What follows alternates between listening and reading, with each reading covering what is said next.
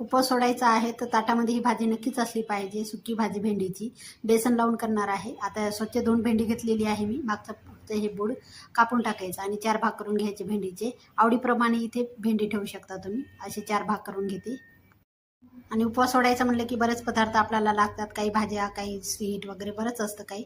त्याच्यामध्ये ही भाजी तुम्ही नक्कीच करून बघा. मस्त चवीला लागते आणि खूप कमी साहित्यामध्ये काहीच वेळ लागत नाही. अशा प्रकारे तुम्ही आणि भेंडी अशी कोणी खात नाही, चिकट लागते, तर मग अशा प्रकारे तुम्ही करून बघा.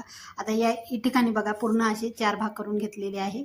भेंडी मी अशी कापून घेतलेली आहे. इथे पाहू शकता किती छान दिसते. आता त्यामध्ये टाकते मी 2 चमचे बेसन टाकायचं आहे.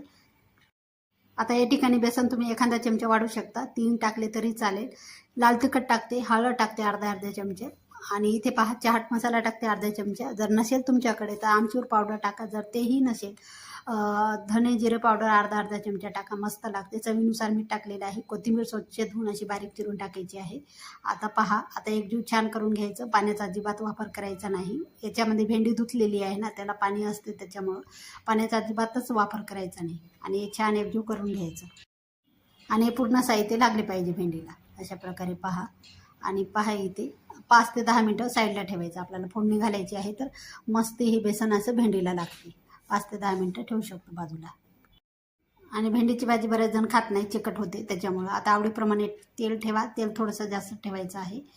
आता 2 चमचे टाकलेले आहे तेल मी. तेलाचा इथे आवडीप्रमाणे वापर करा. आता अख्खी गड्डी मी लसण टाकते. इथं सोलून घेतले आणि ठेचून घेतलेलं आहे लसण. तेल गरम झालेलं आहे.